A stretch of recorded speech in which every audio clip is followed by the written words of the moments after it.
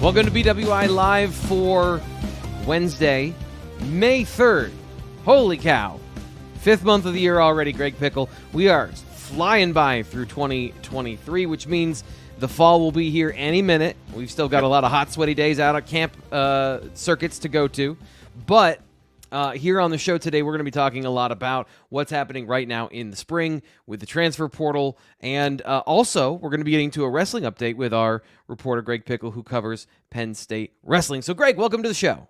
T. Frank, good to be back. We're 2 for 2 on Wednesdays here. That's a good way to start May. And you're right. It's an interesting time of year because it's not completely slow, but it is one of the slower months on the calendar. But as we'll get into, the portal is still humming, even though the spring window is closed. There's some wrestling stuff to talk about. The draft is in the rearview mirror. But guess what? There are a lot of 2024 mock drafts out there already. So plenty to discuss. And I know we're going to get into a lot of it, plus probably some of your questions as well. I love this because there's always a different flavor. We have such a good staff at BlueWhiteIllustrated.com where all spring long they're bringing it hard with Nate Bauer and with Sean Fitz, giving you the information, the recaps, the things you need to know. They're getting a quick break here. They will be back on the show for sure, but then we get to switch things up. We get to talk about a little bit of wrestling. We get to talk a little bit of the NFL draft. We just got so many things we can do just with the talent on the roster, let alone getting people to come on the show and talk to us. Like if you haven't checked out BlueWhiteIllustrated.com, one of the features we did on Monday is a full Garrett Sexton interview. It is part of our premium content, so to get that full interview, BlueWhiteIllustrated.com, sign up right now, get access from now until the start of football season for just $29.99. We'll be getting to other reasons why you should do that here in just a little bit. But the transfer portal is humming here in the spring. It is officially closed for players to put their names in, but that doesn't mean that the news is over because the players that are in there, they can still, they're free to go find a new home. So Penn State has made some new offers. Take us through what you wrote about earlier this week, or I believe today, of the latest offer for Penn State football. Yeah, so first things first, and I think that it's important to note because this confuses people, T. Frank, is that the spring window and the same as the winter one that all of you remember from earlier this year, it only applies to undergraduates. So grad transfers can go in at any time. And I'm not saying Penn State's going to have a player go into the portal once graduation is in the books, but it's not out of the question. And the first question everyone's going to ask is, wait a second, I thought the portal was closed. Well, that window never shuts for graduate players. So if you see Penn State maybe offer someone elsewhere that goes in the portal in the future, or you see a Penn State guy go in the portal in the future, it's safe to assume that he is a grad transfer and is able to move freely. Unlike the undergraduate window, which of course just closed at the start of the month here it closed on Sunday night. Penn State losing. Go ahead, T. Frank. Quickly, as kind of a post on the road, when is Penn State graduation? Is it this coming weekend? It's usually the first full weekend in May, right? Yeah, I believe so. That's a good question. Let me pull that up here while we're sitting here chatting. But yes, I believe so. And in a lot of places, and including one of the players we're about to talk about as it relates to coming to Penn State, between this weekend and next weekend, we're getting very close to that commencement schedule. But yeah, it looks like Penn State set for commencement this Friday, Saturday, and Sunday. So, again, obviously, once all the paperwork gets wrapped up, guys at any school, once their graduates can move around, and for Penn State, that obviously means somebody will coming here soon from the transfer portal. As we understand it, and then obviously, you could see some movement as well, and you can see guys in there like a Kevon Lee, like a Devin Ford, like a Jaden Dotton, finally decide where they want to go. So yeah, it certainly slows down right now, T. Frank, but it doesn't completely stop ever with college football, and the portal is one of the reasons why. Yeah, and this is going to be, and we're going to talk a lot about the portal now at the start of the show, but there's also hot and heavy questions in the BWI mailbag about the portal coming up at the end of the show. We already have David in here. Before the show started, he gave us his question. So, David, we see it. We appreciate it. We're going to get it to it at the mailbag. But I love the fact that people are fired up and they're ready to go. They want to know more information. Trey Amos is the latest the latest player to get an offer and to visit campus. He, I believe, made that public. So what can you tell us about that situation at cornerback with Trey Amos? Yeah, so Trey Amos, I got so excited talking about all the legalities, I guess you could say, of the transfer portal that I forgot to dive in on exactly what we were talking about here and the direction we were going. So he has not visited campus yet, but he was just offered by Penn State on Tuesday night, and he's a cornerback, defensive back from the Louisiana Raging Cajuns. 8 pass breakups last year that led the team a little more than 30 tackles, and he is as our colleagues at the On3 News Desk wrote on Tuesday night, he is the hottest name in the portal. I mean, I'm just scrolling down his Twitter feed right now. T. Frank offers just in the last 24 hours since he went into the portal on Monday. So I guess that's 48 hours. But Michigan has jumped in, Arkansas, Texas A&M, Oklahoma, Oregon, Auburn, Illinois, Ole Miss, LSU, Michigan State, Miami, and Florida. I'm not going to keep reading down the list here, but this is a guy who is in all likelihood going to be able to pick his next landing spot as it relates to playing time, as it relates to name, image, and likeness deals, if that is something that's high on his list, and as it relates to being able to play for a contender. So, he's from the Louisiana. Is Penn State going to reel him in? I kind of doubt it. I mean, I just think that, when you see these guys get Southern offers who are from the South, who lived in the South, grew up in the South, but didn't get SEC exposure as a high school kid, the, first thought you have when they go into the portal is, well, if SEC schools are coming to offer them, they are probably going to stay in the South. So we'll see. That doesn't have to be the case. Penn State, I'm sure, will work hard to try and set up a visit, but time will tell. But I think more than anything else between this and did you guys cover it, I'm sure, on the recruiting show on Monday, the Division II offer that went out? If not, we did not. Yeah. Okay, so we can discuss that briefly here. Donovan Callis, he's a Division II former all-conference player that Penn State offered recently as well, another cornerback. I mean, again, I think the main takeaway here, regardless of your thoughts on who Penn State's offering and why they're offering them and what chances they have to land them, like the key is that they wanted a Storm Duck, they got a Storm Duck, and then they lost a Storm Duck. So now they're looking to refill that spot in the cornerback room. And again, I think I wrote it this morning in the story about the latest transfer portal offer, Trey Amos, that Penn State should feel still very good about its cornerback room. But you look at the numbers, and it's true for any position, but you're always one injury away from this or one thing away from that. And so I think it makes total sense why Penn State wanted Storm Duck in the first place and why they are trying to add another play at their position now. The biggest problem is that the numbers just aren't the same now as they were in the winter portal window. That's the challenge. And, whether the caliber of player is better or worse, that remains to be seen. But, all told, I think that the important thing to keep in mind here is that, this is not exactly the same as the winter window where there were a bunch of guys going in. I don't want to say you could pick and choose your spots, but you could probably a little bit more than now, where if you feel like you need somebody, and you're kind of teetering on the edge of whether that guy's a take for you or where you think he projects for you. If you have the room to do it, if you have the space to do it, and you think that guy's going to commit to you, you kind of just got to go for it, because you're just not going to find any other options in all likelihood between now and the start of the season. After spring practice, to me, is another critical thing here, where you've got to find somebody who fits on a lot of different levels, somebody who maybe has exposure to your system already or something similar. You're not going to be getting a guy that fits from a physical standpoint, but doesn't fit from a, hey, we need to teach you everything, because it's May. Like, to start the show, it's May 3rd. Holy cow. Like, there's not a ton of time between now and the start of fall camp and then the season. So at a position like cornerback, you're right. When I was evaluating the positions coming out of spring ball and losing Storm Duck, suddenly you now have a threat of a depth issue, where last year you lost Joey Porter Jr., the 32nd pick in the NFL draft, and I would say relatively you didn't miss a beat. Marquise Wilson came in, played pretty well. There were some times that they got beat a little bit more than they maybe would have, but overall the standard didn't dip because Johnny Dixon was ready. Kalen King was already a breakout player. Now you go a little bit further down the depth chart, and there are freshmen. Like, it's hard stop freshmen. So bringing in another guy, if you can, obviously is something good for this year, but will that guy be able to contribute? And finding a guy that can do that, it's very interesting, the guys that they're looking at, because I have a sense these additions have more to do with 2024 at this point than they do 2023, because that's at a certain point you got to start looking forward. 2023 fall, unless something amazing happens, is going to be kind of set for the year. That, by the way, doesn't even include one of the biggest transfer portal announcements that we've had at BlueWhiteIllustrated.com. A great reason to go sign up again for information over there. That one is staying behind the message board. So as much as I love you guys, I can't give you everything here. Although I do have to say, Jacob Reynolds here in the chat says, added the live show to my work calendar so I wouldn't miss one. Holy cow, that is dedication, my guy. That is dedication. Thank you so much. I like it. You got to let us know what you put in as that time block, though. Is it like answering emails or, muting the computer because Greg's on? Which is it? So let us know what you put in that block. But no, that's great. That is fantastic. As always, Robert is here. Like the video. We've got a great show for you today. There's a lot of people here watching live, so please like the video because that helps us to spread the good word about the Blue White Illustrated live show and helps us defeat the almighty algorithm. And that's my main job, is to defeat that algorithm, so I appreciate you.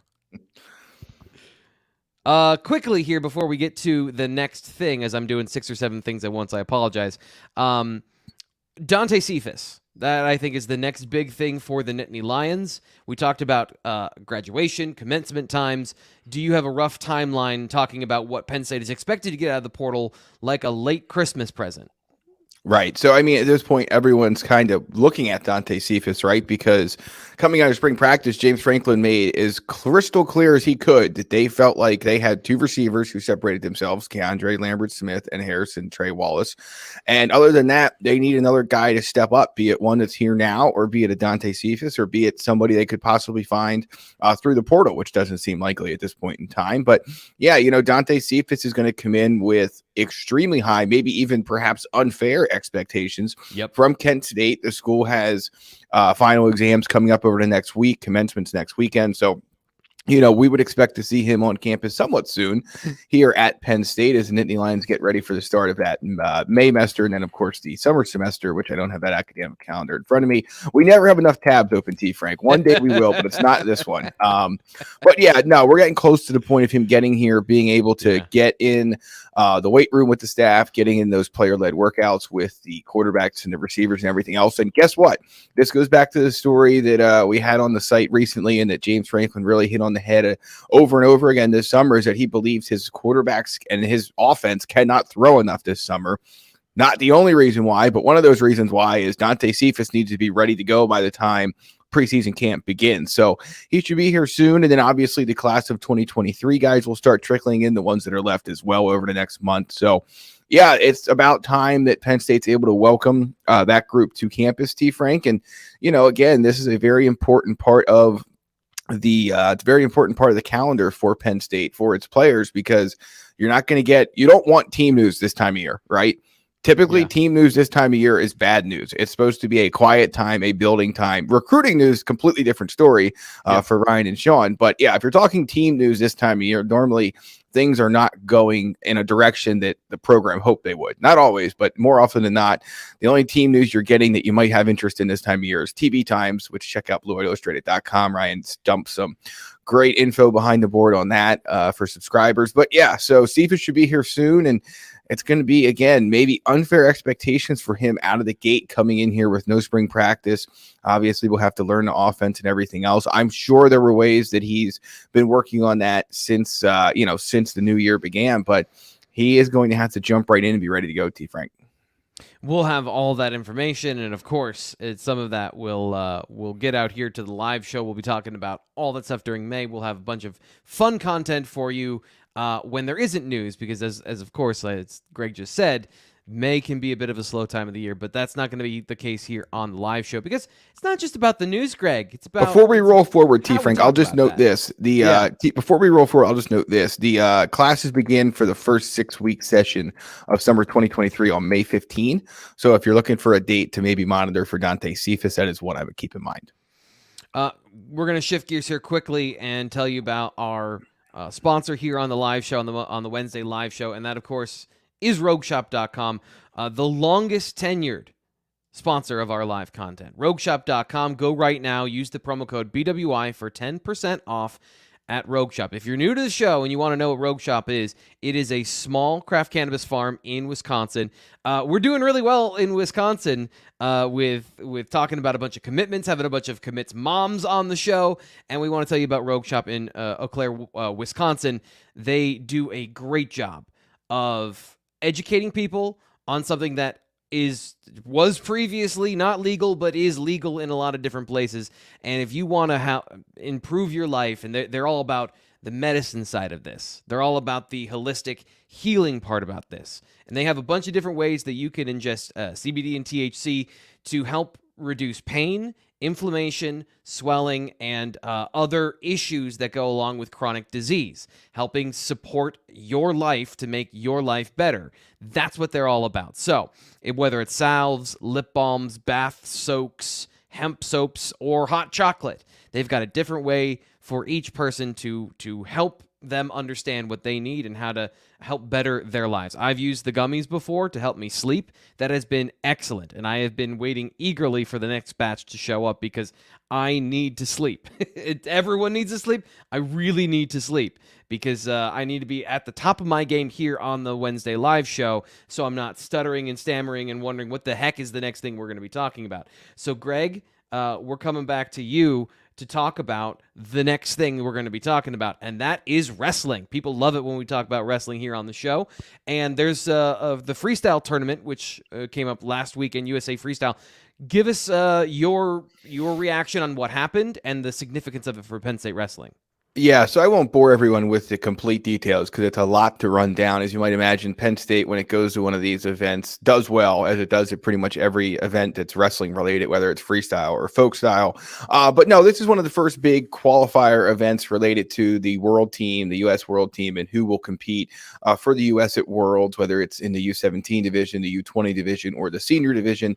The highest one there, of course, is one of the things that will lead to Olympic team trials, which is next year at the Bryce Jordan Center in April, about a year away from now. But two big takeaways for me, and again, Penn State did very well. Numerous commits won U20 titles, but Aaron Brooks was the champion of the 86 kilogram weight class at the U.S. Open. Why is that important? He has now moved on to what they call Final X, which is the next stop and the last stop on the qualifying road to the making the world team that competes in Serbia in September. Why does that matter? He will face reigning, dominating wrestler. You can call him reigning many things. I won't even try and list off all of them here this morning, but David Taylor, the Penn State great who owns that spot currently. So, I think the interesting thing here is if Brooks would somehow upset Taylor, now Taylor's going to be the favorite, as you might imagine, in that match. It's nothing against Aaron Brooks. It's just a simple fact of the matter that until somebody, him or anybody else, knocks off David Taylor,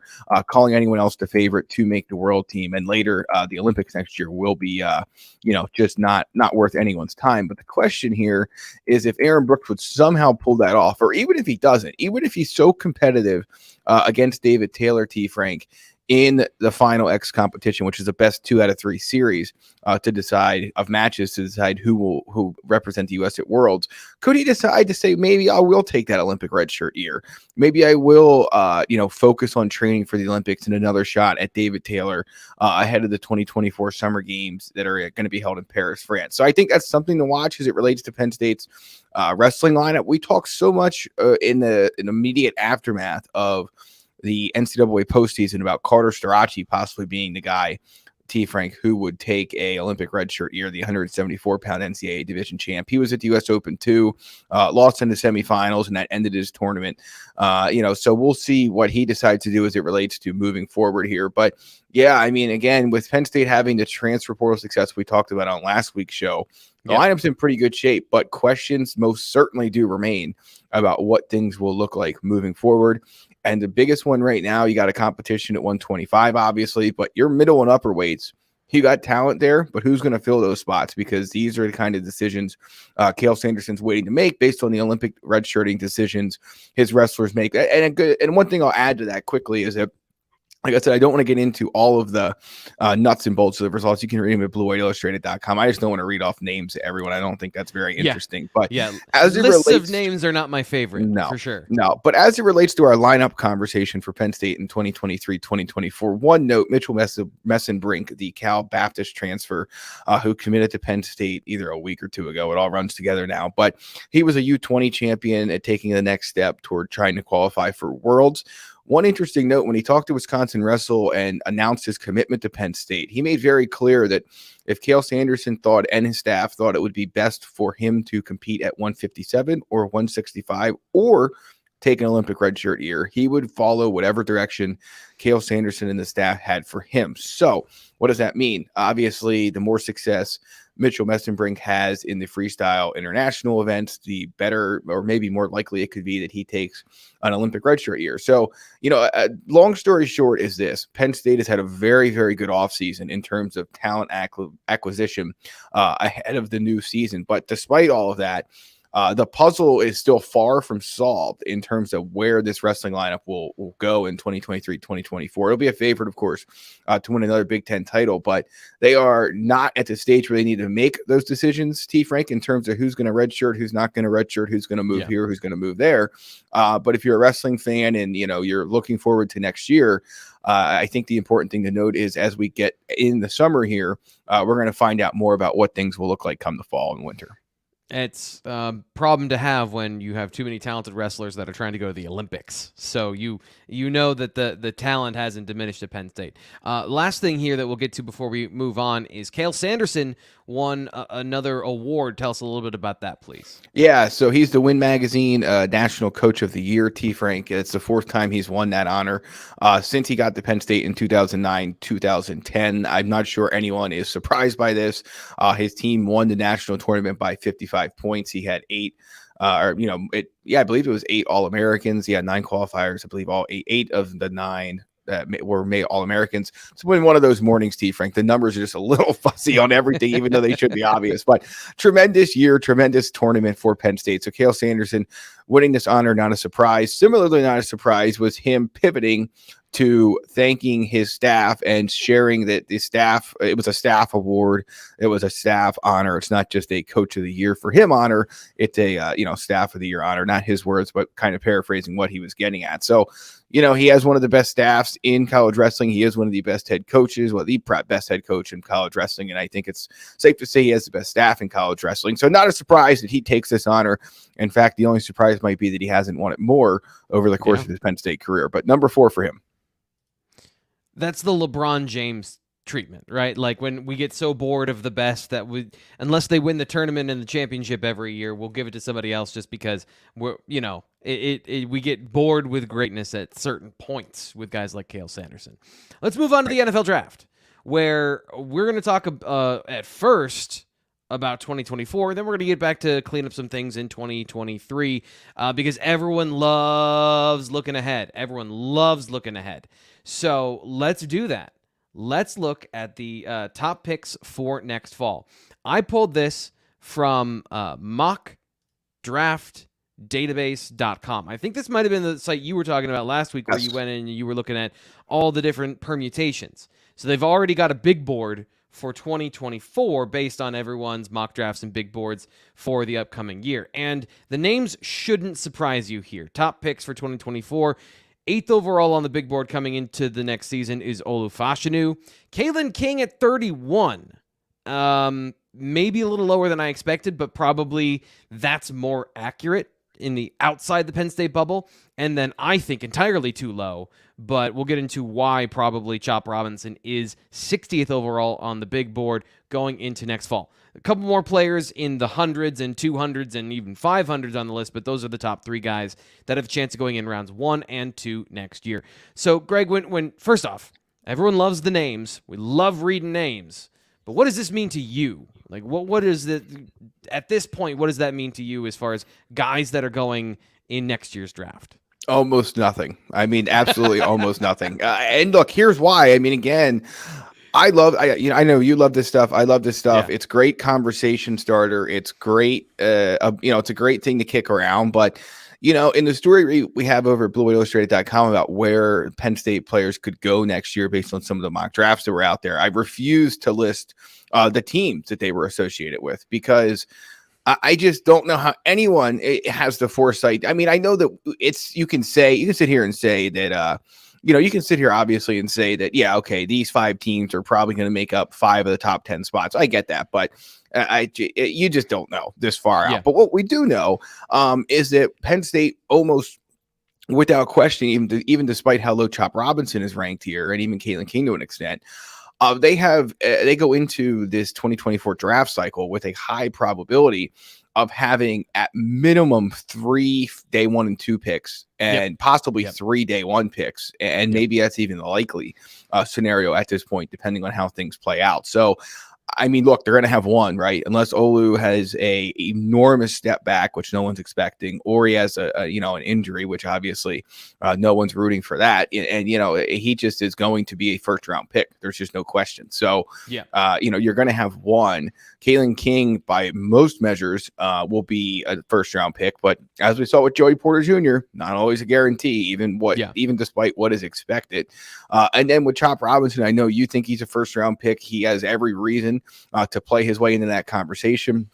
I can understand a little bit why he's lower on some people's boards than others at this extremely early juncture. I would be very surprised if he's in that conversation of being at that point at this time next year. Frank, well, I guess if this time next year he's going to be probably drafted already, but 2 months prior to today is what I was going for there. But so Penn State is possibly going to set a record for number of players drafted from a team in the James Franklin era. I mean, it's not out of the question to think they could hit double digits next year. The previous record was 8 in 2022. But if they have some guys play well enough to maybe leave school early or decide not to come back for an extra year, if it's a COVID year or what have you, I don't see any reason why this is not a record-setting draft class in the making in a number of areas for this program under James Franklin and just overall. I mean, the defensive back drought still exists with Joey Porter Jr. going to round 2. So still first-round defensive backs. When you talk about a top 5 pick, there have not been many of those in Penn State lore. So Olu Fashanu could be another one of them. And then when you talk about 3 players going in the first round, potentially, I mean, you could have a number of historical moments made for this draft class next year. And look, we're getting a little bit far ahead of ourselves, being that it's 11 and a half months away. But it's always fun to look ahead as we get through one draft and one season and prepare for another of both. Yep, and I want to, so let's start with this. Rob Sherrill says the fact that some of the guys that we expect to be a little bit higher, being a little bit lower, Rob says that's because we're still pretty anonymous by the analyst standards. So I know the David Pollock thing came up from what he had to say about Penn State on last Saturday, but I don't think that's generally the case with these players. Let me make the case against some of these guys to understand where the pushback is coming from. Olu being top 8. He is 6'6". He is 315 pounds. He has put the production in. And as you saw, Paris Johnson could have gone 3 overall. Tackles are highly valuable, especially left tackles. So last the NFL draft, when some of those guys got pushed up, there wasn't an effusive amount of blue chip players. Like there were a couple guys that are can't miss players every year. Everyone calls those blue chip players. Olu's going to be one of those guys, but he's also at a valuable position. Corner and defensive end are also valuable, but when you look at Chop Robinson, he's 6'3", 253.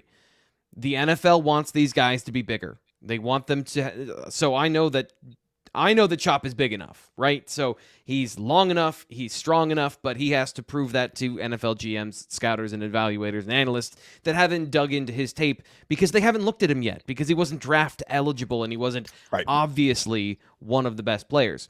The other thing is that King and Robinson are both analytics favorites because they track more than box score stats. So last season, Chop Robinson did not start. It was the same thing with Micah Parsons, where Nick Tarburton was the starter. Chop Robinson outsnapped him and played more snaps, but wasn't the starter. He also only had 5.5 sacks. So he wasn't near that double-digit sack total. He was not a pure breakout player. But when you look at the film, and you're only looking at the film if you want to see, a guy that's going to be drafted, he wins. And analytics, they track the winning part. They don't just track the box score stats, pressures, quarterback hits, things like that. And then Caitlin King, again, 5'11". So he's not going to be a guy that has the demonstrable interception numbers or height, weight, speed. That's obvious that these guys were 5-star talents that everyone has been tracking the whole time. Now, they're high 4-star talents, and I think Chop Robinson probably should have been a 5-star talent coming out of high school, but that might be why they're lower than the other guys. They don't have the obvious production that is just you can be brain dead and go find in a box score, or they don't have the measurables to make them an easy translation where you can say this stuff and feel safe. This is kind of safety season. So that's really how I view where those guys fit. And I think how I feel about Chop. He's going to be the guy that rises the most. But here's another question. Is there a guy outside of those three that you think could push higher based on his talent potential and maybe some things holding him back the last couple of years? Yeah. At the moment, I don't think so. Obviously, again, when you look across this potential Penn State draft class next year, you have some guys who, with a good season this year, could really see their stock skyrocket. Johnny Dixon comes to mind. Keandre Lambert-Smith comes to mind. Theo Johnson comes to mind. Not as first round picks, obviously. I mean, you never rule anything out. We see this every year where guys who were not on the first round radar in May or June or July are in October, November, December. Yep. So I wouldn't rule that out. But no, other than that, I mean, I don't know if anyone jumps off the page at me. Obviously, you have some guys who are going to be in this conversation a couple of years from now once they're eligible to go to the NFL draft. But right.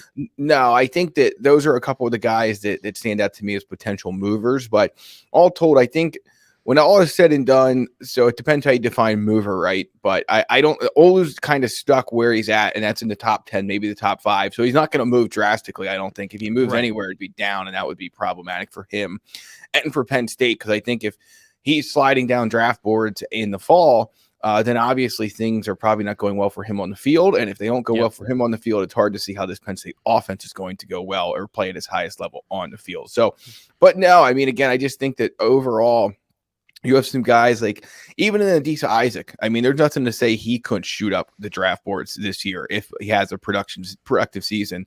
Coming off now, 2 years removed from that ACL injury, or not ACL, Achilles heel injury. So, I just think that, you have some guys that with productive seasons are not only going to boost Penn State forward, but also boost their draft stock forward. And then we'll get into the conversations of, just like we did with the Parker Washington, just like we did with the Juice Scruggs, just like we did with the Brenton Strange. Should they stay or should they go?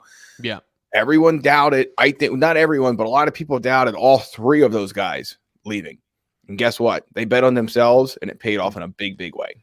Yeah. A couple guys I have in mind. I think Johnny Dixon, being a corner, he's got NFL feet. So if he puts together a productive season, again, like you said, maybe not second round, but can go from a guy nobody's talking about to a guy that is a part of the draft conversation in the top, let's say 10 corners to be conservative, maybe top 7 corners to be conservative, which, as you saw, when 5 go in the first 32 picks, that's pretty important. But let's move on. And there's a couple guys I want to say, but we'll move on for time's sake to reviewing what we saw this past weekend, the best fits and the worst fits for the guys that just were drafted, the 6 players that went to the NFL. Who is your best fit as far as team and how you think they're going to mesh at the next level? Yeah, I mean, I think that when you look across the board here, there are a number of guys who, based on my thoughts about where they could go, did not end up necessarily where I thought they would. But it was a very, I'm still amazed that, some of these guys went where they went, not in a bad way.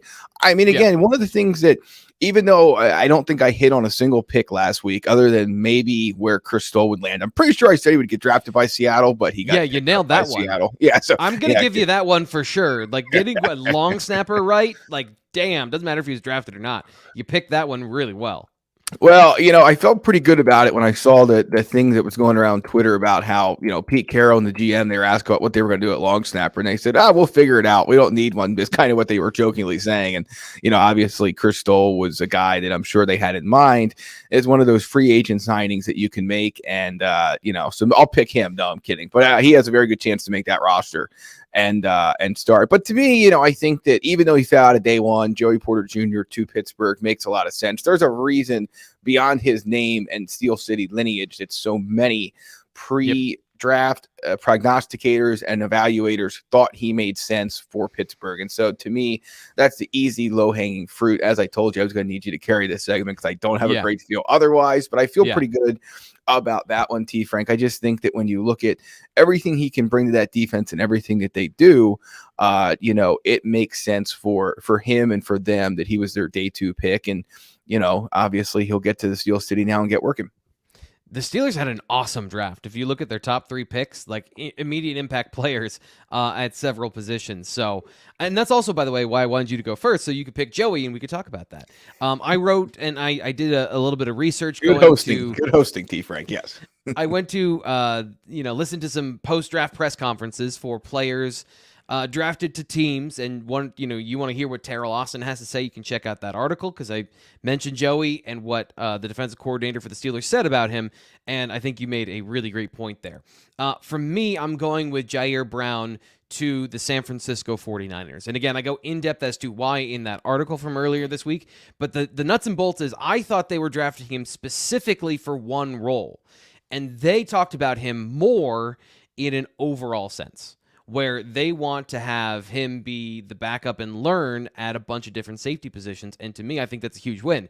That's the system, and that's kind of the program that I was thinking he would fit best in, that uses versatility and uses different sub packages for him to go through and play a bunch of different roles in that team and not just peg him as one specific thing. So I thought that was a really good. The worst fit to me, though, was Parker Washington going to the Jacksonville Jaguars. We talked about this on Monday, and I went back and I listened to kind of what their plan for him, and it was exactly what I thought, which is he's going to come in and learn behind Christian Kirk. Christian Kirk has a $72 million contract that goes through the next 4 years with a couple void years, sure, but we're talking 2026. So immediate impact, no. He's a 5th-round pick. That is not guaranteed on any roster. Now, if they want to use him as a running back / receiver / slot guy, maybe there's a role for him there on special teams and everything, and he can kind of put together a lot of things. But what his bread and butter is and what they talked about him and how they want to use him, just as a slot. And they already have a couple of those guys. If you go through the fact they drafted Brenton Strange in the 2nd round, there's a lot of guys ahead of him in that lineup in the slot. So I think that's not worrisome in terms of he'll never make it in the NFL, but it's going to be a hard slog, I think, for him to find snaps at the receiver position specifically. So let's move on. We got a couple things to get to here at the end of the show, but we absolutely have to get to the BWI mailbag.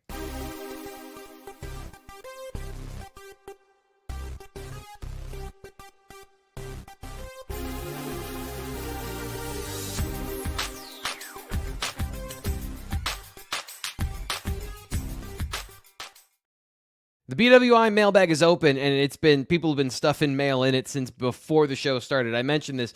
David was up here early before we even went live. He said, Drew can make more throws than Sean Clifford. Drew Aller can make more throws than Sean Clifford. So how do you see the air attack changing this year realistically? Just more shots downfield or more routes that require precise throws, etc.? Hashtag long live BWI. Love that hashtag. Greg, what do you think?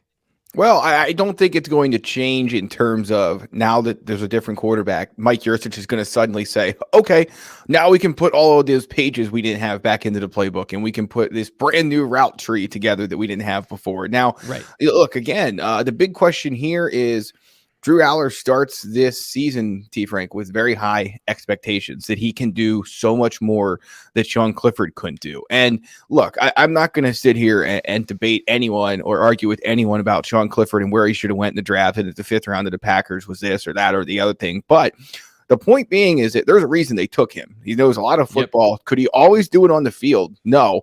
I'm pretty sure he knew what he needed to do or wanted to do. Now, knowing those things and doing those things, two entirely different things in a lot of cases. But, the Packers just didn't take him in round 5 for the heck of it because they had a draft pick and they thought, well, it'd be a nice story if we took Clifford. No, there was a reason for it. So, I don't think that because of Sean Clifford's sometimes up and down play, Mike Yurcich had to delete big sections of his playbook. So, can they maybe add some things based on arm strength and things like that? Sure. But I'm not, if you're going into this season expecting to see a totally different X's and O's offense, you're probably going to be disappointed. Could you see more big plays and more of the, completions that maybe Penn State wasn't able to get a year ago? Yeah, certainly you could if Drew Aller plays up to the hype. But, just in terms of the offense overall, I'm not expecting to see massive scale changes. In fact, some of it may have to be reduced a little bit just because of what Sean Clifford experienced over his 4 years as a starter and what he had seen against the college defense versus what Drew Aller and, quite frankly, some of his receivers are going to see for the first time this fall. Yeah, I think this question, and I'm going to answer this question along with this question at the same time. How confident are you the offense can score points in the first 2 to 4 games while Aller gets his feet wet, rely on running backs and the offensive line? I think David makes a great point of saying, is it about the frequency of certain plays? And breaking down what Drew did in the blue-white game, I think that there are some things that were obscured by pressure, but they were obscured because of the pressure, and that's going to be like, how do teams attack Drew Aller? Are they going to make him play against coverage? Are they going to show him a bunch of exotic coverages, or are they going to show him a lot of exotic blitzes? Are they going to show him both? And in the first 2 to 4 games, we're going to find out a lot of information about how Drew plays in all of these areas. My concern, based on what I saw from the blue-white game, is his seeing the field under pressure and being able to get to the right read at the right time.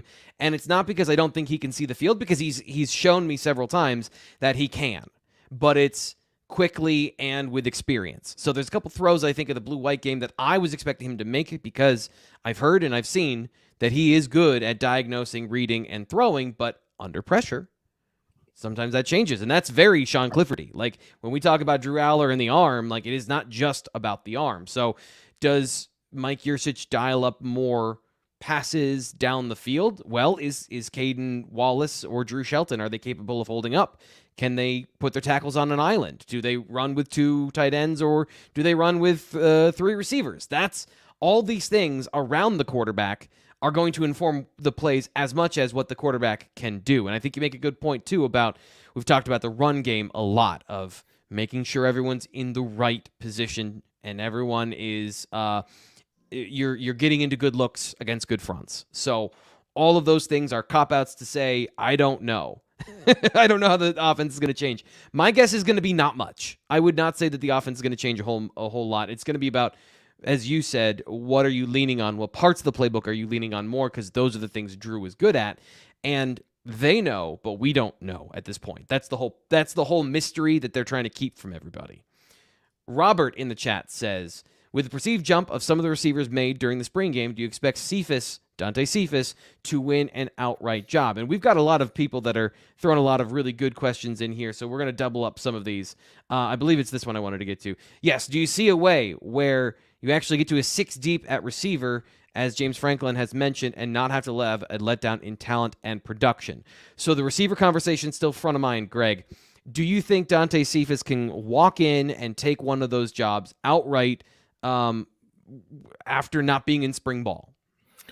Well, again, it kind of goes back a little bit to the conversation we had going into spring practice, T. Frank, which was that, everyone wants, it's almost like the backup quarterback conversation to some extent. Everybody wants the transfer guy to come in and be the savior of his position group. And maybe that will end up being the case with Dante Cephas or Malik McLean at receiver. But, again, there's a reason in a lot of cases these guys transfer. And for Cephas, it's going up. So it's a little bit different in the situation with McLean. But, again, I just think that if he comes in and passes everybody in basically, a month with pads on and only a couple months of work before that, that's pretty concerning to me, quite frankly. I mean, because that means your guys that were here did not put enough together during spring practice and preseason camp to win that job. And that's going to lead to long and hard questions to ask about where that receivers room is. Obviously, part of the reason Marcus Hagans was brought to Penn State was to improve the recruiting and talent development.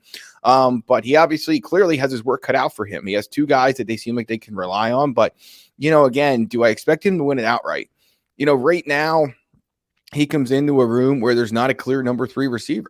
Was Omari Evans's blue-white game performance the kind of performance that is going to win him this job in preseason camp? Can he do it consistently enough? I think that's the big question here in this conversation. If he can, then I think this is his job to lose, and Cephas will find a role potentially, but so will McLean, so will Caden Saunders, et cetera, so on down the depth chart. But, to me, this is Evans's job to lose. So do I expect him to win it outright? I do not. And I think, again, if he comes in now, maybe it's just a super talent. I mean, again, you look at some of the stuff he did at Kent State, it's impressive. And I think that there's a lot to be excited about. But, I would also, if he comes in here from Kent State to a Power 5 program receivers room with a lot of previous 4-star talent in it and a lot of guys who have been here for a bit or some that are getting ready to try and take the next step in year 2 or year 3, I just would be, again, I think it would be concerning if he was so clearly the number 3 option that he won the starting job for the West Virginia game, but time will tell.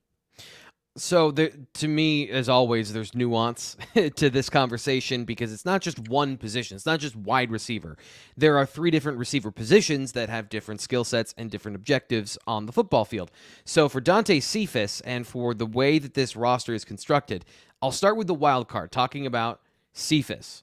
And this is the part I don't know is, I know he's allowed to have contact, but what does that contact mean? Has he been able to get with the playbook? Has he been able to have conversations if he has questions about his role or what they're asking him to learn? How much can he learn and talk to the staff so that he's not coming in completely from square one when he gets to campus? Because anything you can do to shorten the learning curve is going to allow him to unlock all of his veteran savvy because he is a good route runner. He is a good receiver with the ball in his hands. He can run deep routes, short routes, intermediate. He can do a lot of different things. But you don't want to overload him so that he's thinking more than he's playing.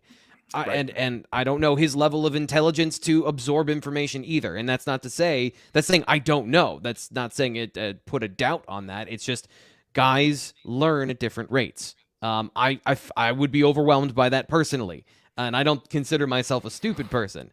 So let's take a look at the Penn State roster here because I think this is important to understand kind of where I'm coming from on this. And you look at the roster here.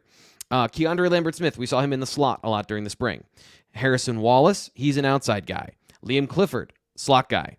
You have Caden Saunders, slot guy. And sorry, I'm floundering here. Trey Wallace, outside guy. And then the rest were the guys that didn't take a step forward, that weren't part of the conversation. So to me, you've got, to answer the other question about can they get to 6 deep, if you've got 3 slot receivers, but you've only got 2 and maybe 3 of those outside guys, I don't know that the answer is yes. I have a hard time saying that the answer is yes, they can get to a 6 deep, meaning 2 slot receivers, 2 X's, and 2 Z's. Now, you can move Keandre Lambert-Smith around, and that allows some of those younger guys in the slot to have an opportunity, but you're putting him in the slot for a reason. You want him to be there. So yes and no is the answer, but I'm still going to say leaning on no when it comes to can they get 6 guys at a true 2 deep. No, I think they're still going to be missing one of those boundary guys, which is what James Franklin wants to kind of put a pin in a bow on my ideas. He talked about going 80 on the outside. Break a tackle, go 80. You do that outside. You don't do that in the slot as much because there's more safeties and linebackers. So they need more of those guys on the boundary, and somebody's got to step up of that group. They have the talent, but they're all young or inexperienced or something in that area. Here's an interesting question for you, tying into our tight end and NFL draft questions. Mason13 asks, with Brenton Strange joining Mike Gesicki and Pat Freiermuth in the second-round draft pick club, which tight end on the roster has the best chance to join them, Tyler Warren or Theo Johnson next year? Yeah, to me, it's Theo Johnson who has the early lead in the clubhouse. I like his production so far. I think he's been given some different opportunities. Tyler Warren obviously has been used in a bunch of different ways so far during his Penn State career. Theo Johnson probably has, or maybe even definitely has, more true tight end tape on film. But, again, I think that one of the important things to remember here, and we saw it in this draft was the perfect example of this. And I hate hedging because it annoys a lot of people, T. Frank, but I mean, again, if you went into this draft thinking Drew Scruggs was going to be a second-round pick, how many people out there outside of Houston had a second-round grade on him? We heard, remember Brenton Strange said in December before he officially declared for the NFL draft that he was getting round 2 to round 4 feedback. Drew Scruggs told us as recently as Pro Day that his feedback was all over the place. So if you thought for a second that, look, we had the story done for Drew Scruggs to get drafted. Nowhere in it did it mention round 2. It had the option to go from day 2 or day 3, right? And it was mostly filled with day 3 stuff. But so what I'm getting at here is Theo Johnson it would be my pick. But when you answer a question like this, you just have to note that, again, you just never know which team's going to fall in love with which guy. And it happens every year. A guy goes sooner than expected, and it's because a team fell in love with his tape, fell in love with his measurables, fell in love with him.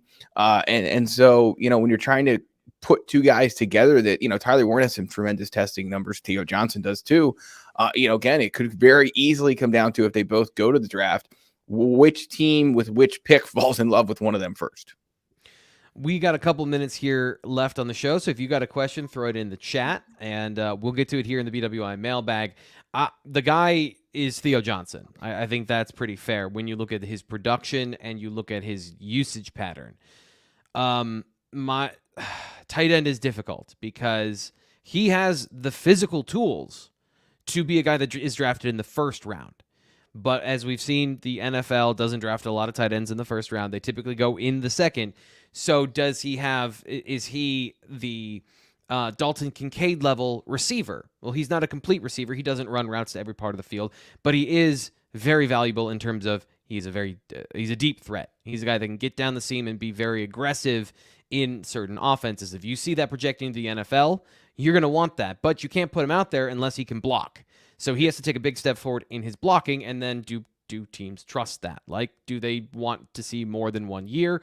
He's going to have a 1-year breakout. So I think that's the wild card, is if he puts it all together, the NFL would look at 6'5", running a 4.5 with his huge wingspan and his deep receiving ability. He might even be a guy that cracks the first round. Right. That's like the upper end of his skill. But yeah, he could be the guy that is a second-round pick. Rob says this: great comp with Ohio State and Georgia and Alabama, who are also throwing up brand-new quarterbacks. Interesting to see if Drew looks more comfortable out there than any of them. And that comes down to Mike Yurcich as well, of crafting an offense around the quarterback. Bill O'Brien is not at Alabama anymore. So the coordinator is a huge part of that as well. This will get to our last question. Let's go to this recruiting question from PSU Crusader. OSU, Ohio State, clearly dominant force in Ohio, but other schools, especially Notre Dame, have landed top kids there as well. With the expanding recruiting efforts on the staff, is Penn State planning to step up their efforts in Ohio, similar to what they've done in New Jersey? Or does the staff see it as a situation where their resources are generally spent elsewhere? This is a great question. I don't have a great answer to it, Greg. Do you think that Ohio can be a bigger priority, given that Penn State, I don't think they have given up on Ohio. They've been offering players and quarterbacks and other positions in Ohio frequently. It's just that Ohio State is a pipeline to the league. Like, top players want to go there, and I don't think that's necessarily a slight on Penn State. What do you think? Yeah, I mean, I thought Sean Fitz covered this whole topic pretty well in yesterday's S-Zone at BlueWhiteIllustrated.com. But I mean, I think one of the points he makes, and you can go over there and read the whole story to kind of gets into the full answer here. But, look at this class of 2024, T. Frank.